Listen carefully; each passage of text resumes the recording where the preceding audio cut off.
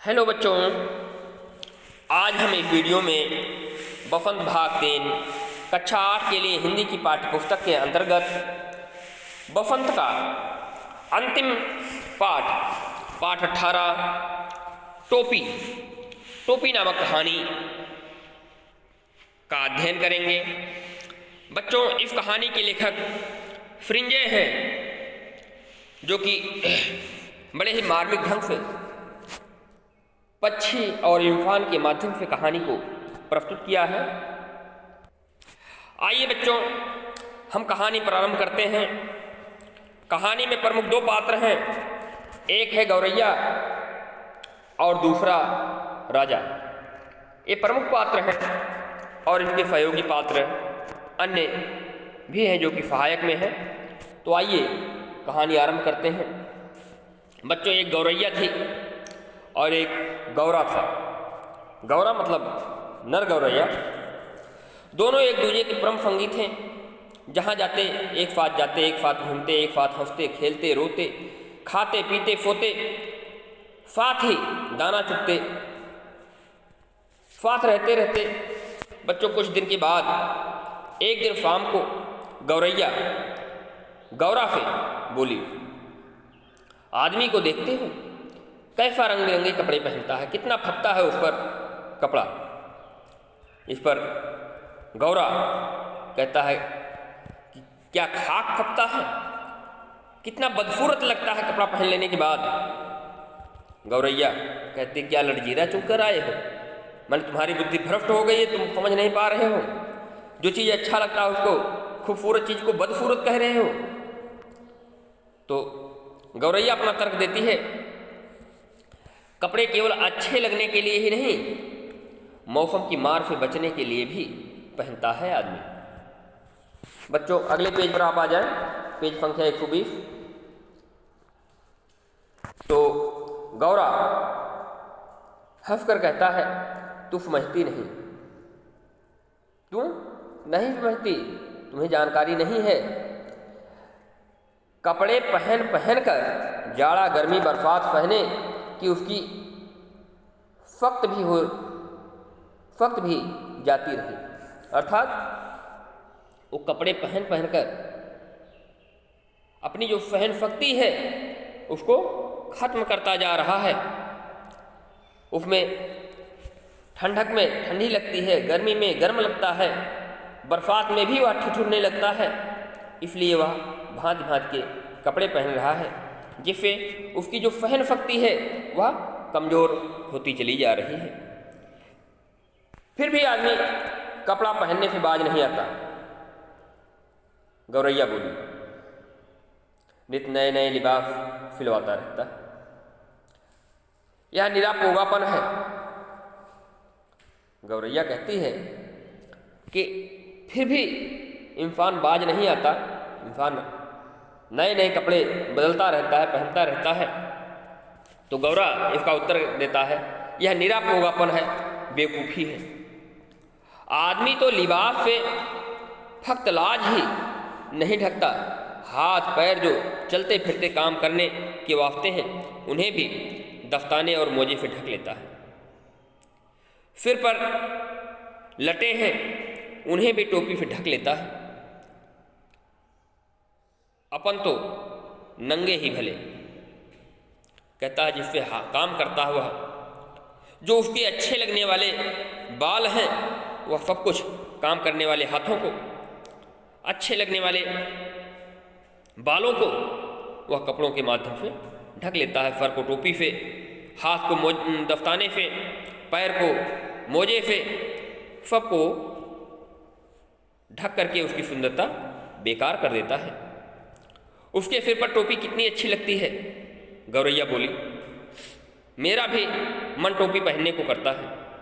गौरैया अपनी जिज्ञासा बताती है कि जो आदमी टोपी पहनता है कितना अच्छा लगता है, मेरा भी मन होता है कि मैं भी टोपी पहनूं।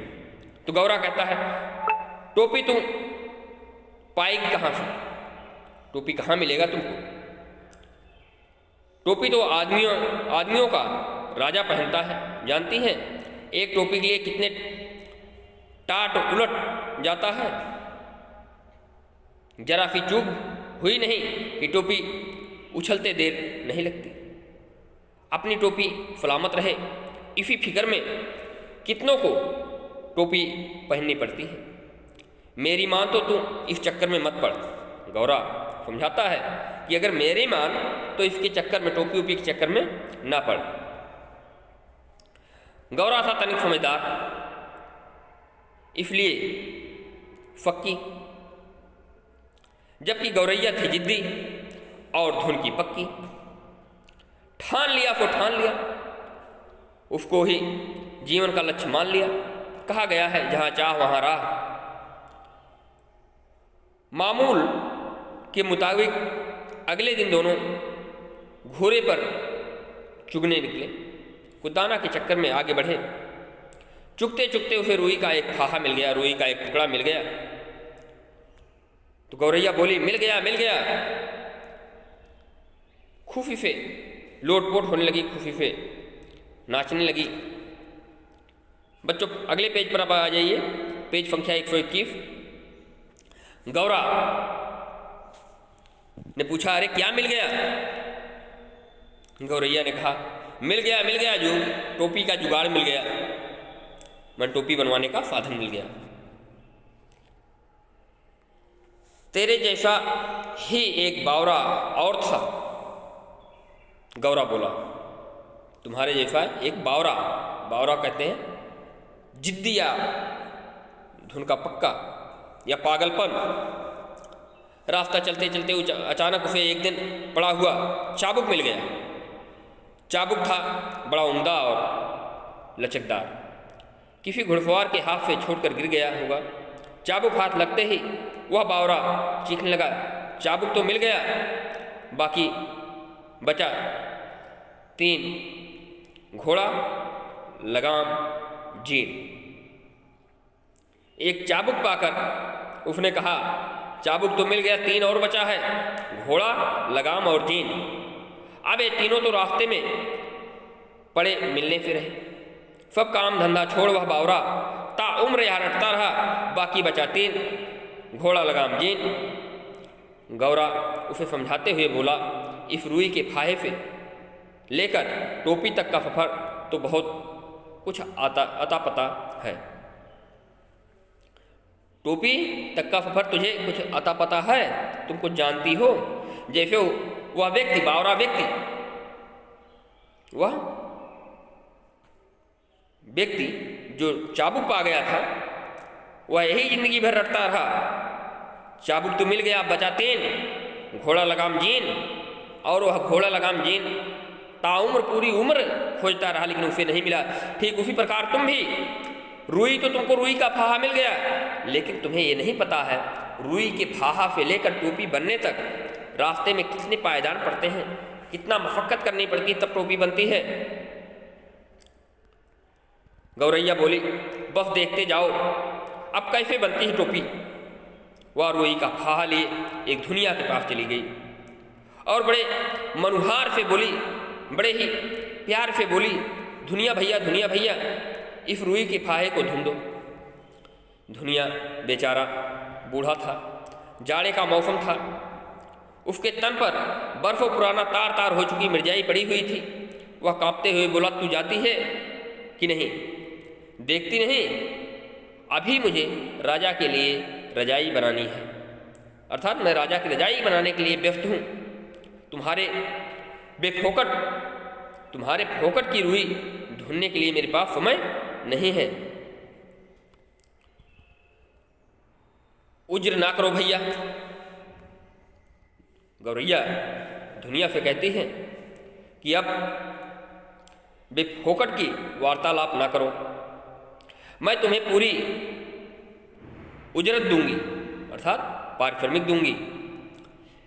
इसे धुन दो, हे दुनिया भैया, इसे आप धुन दो, आधा तुम ले लेना, आधा मुझे दे देना। दुनिया को अपनी ज़िंदगी में आज तक इतनी खरी मजूरी कभी ना मिली थी। 16 आने में 8 आने मजूरी, माने जितना काम करे उसका आधा मिल जाए, इतना बढ़िया मजूरी कभी दुनिया को नहीं मिली थी। बच्चों अगले पेज पर आ जाएं आप लोग, एक पेज नंबर 122 पर। तो इसके लिए स्वप्न थी। वह सोच रहा था कि चलिए आज तो बहुत अच्छी मजूरी मिली है कि जितना हम काम करेंगे उसका आधा हमें मिल जाएगा। वह रुई को धुनना शुरू किया और बड़े मन से धुन करके आधा गौरैया को दे दिया और आधा वह धुनिया खुद ले लिया। इससे उत्साहित गौरैया एक कोरी के यहाँ गए और कहने लगे, कोरी भैया इस धुने हुए सूत को काट दो।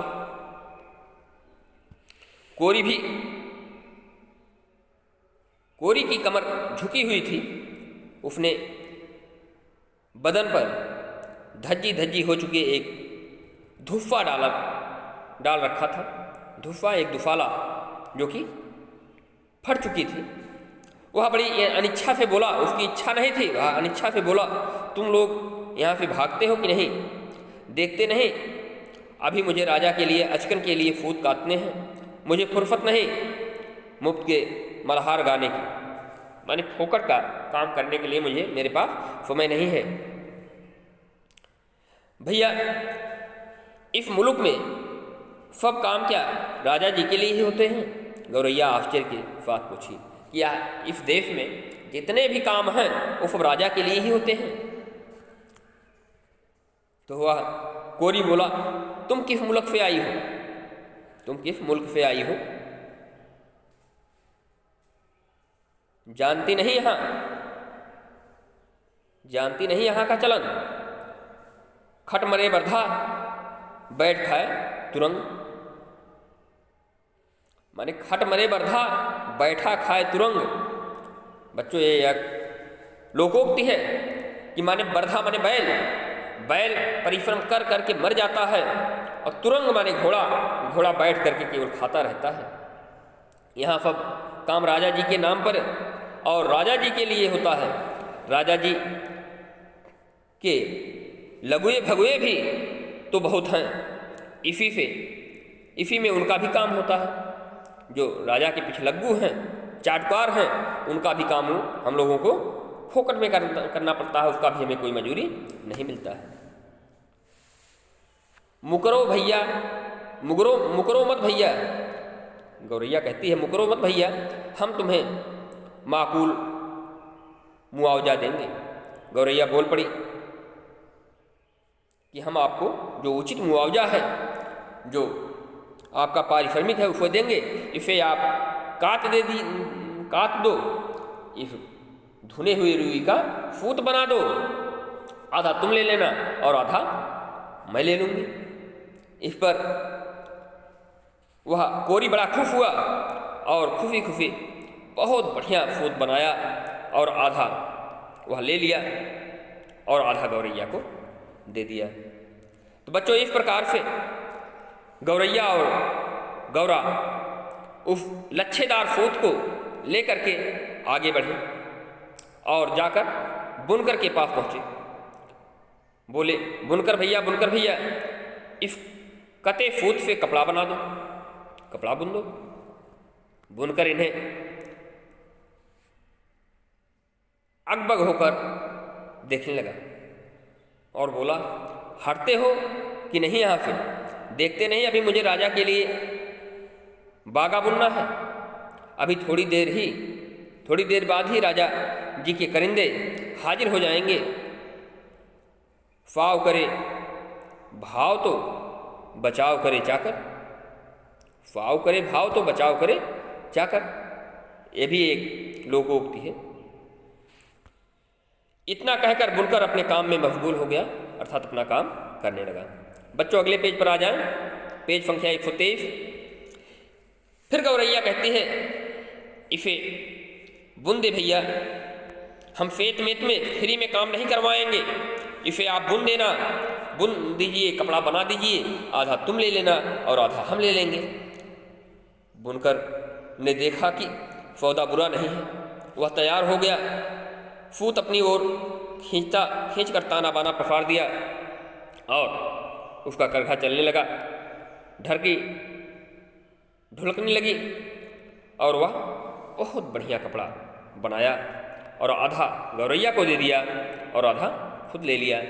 गौरैया ने तीसरी मंजिल पार कर ली, कपड़ा लिए वह दर्जी के पास पहुंच गई। दर्जी भैया इसकी टोपी सिल दो ना। दर्जी बोला, खिफकती हो कि नहीं यहाँ से? देखते नहीं राजा के लिए, राजा जी की फातुए रानी की से बेटी हुई है। राजा जी की फातुए रानी से 9 बेटियों के बाद एक दफा बेटा पैदा हुआ है। अब उस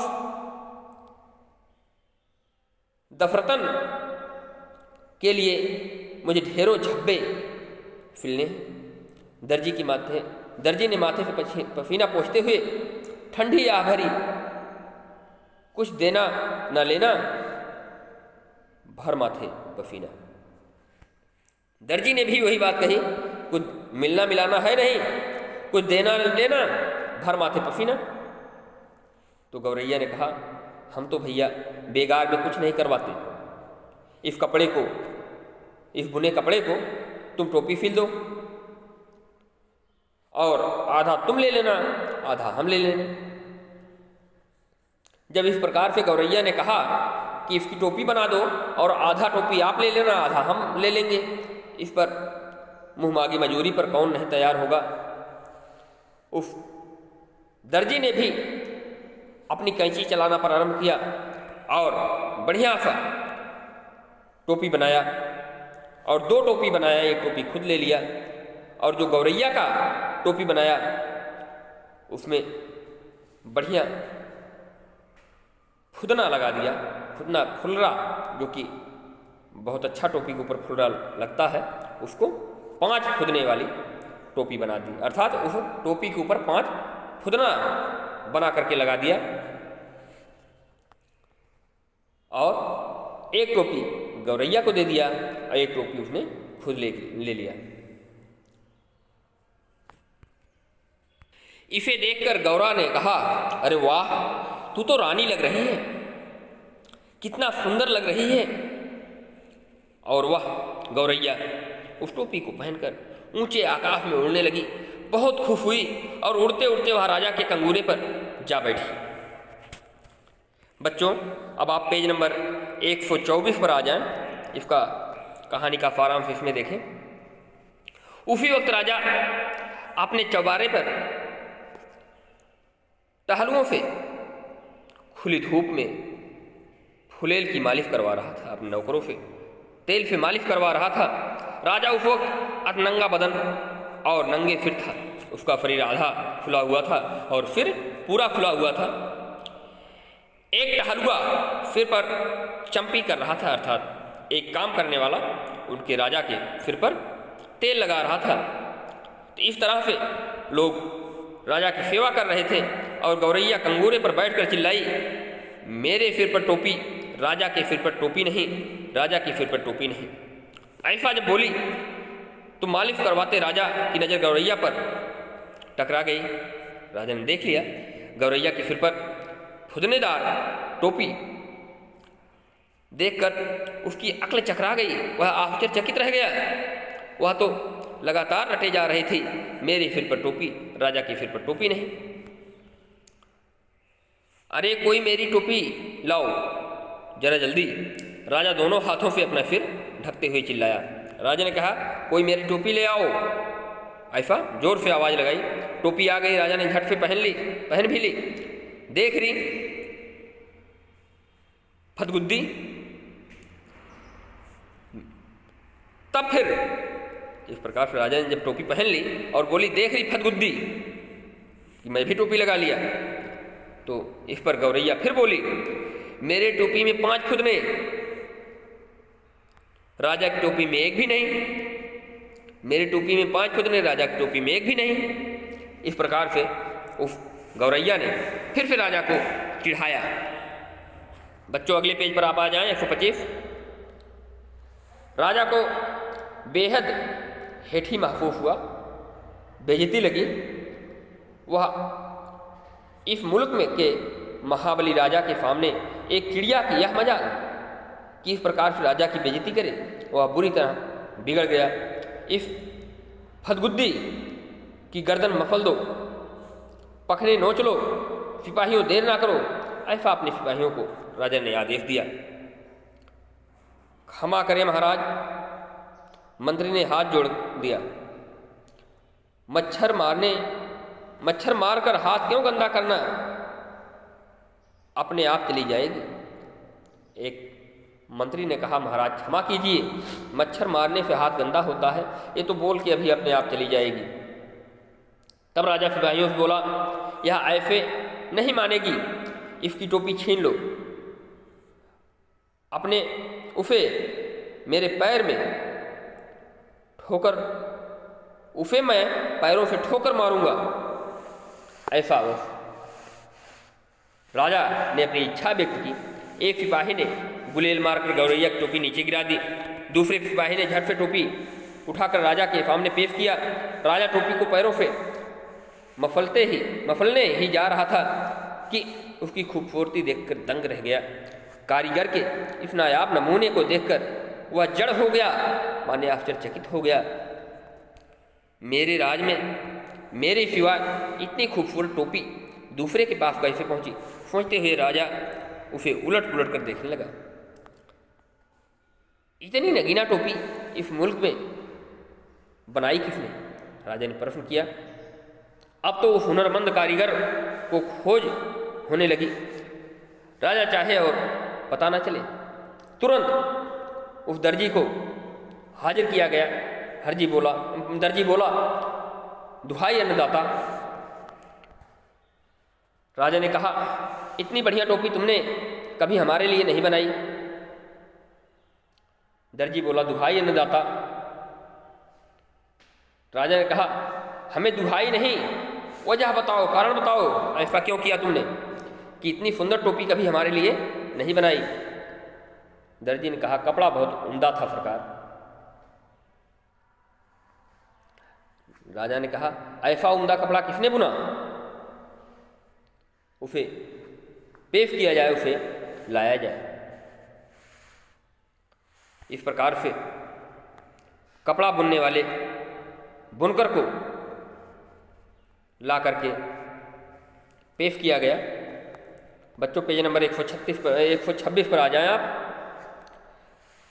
वह बुनकर सामने आया और कहने लगा कि कपड़ा का जो सूत था इतना बढ़िया काटा गया था कि उससे इतना बेहतरीन कपड़ा बना। राजा ने आदेश दिया, सूत काटने वाले को पेश किया जाए। तुरंत सूत काटने वाले को मंत्रियों ने, सिपाहियों ने लाकर पेश किया और राजा ने पूछा कि इतना अच्छा सूत तुमने कैसे काटा? आज तक मेरे लिए तुमने इतना अच्छा सूत नहीं काटा, आज ऐसा तुमने क्यों किया? उसने कहा, महाराज इतनी बढ़िया रुई धुनी गई थी कि उससे इतना बढ़िया सूत बन गया, इसमें मेरा कोई दोष नहीं है।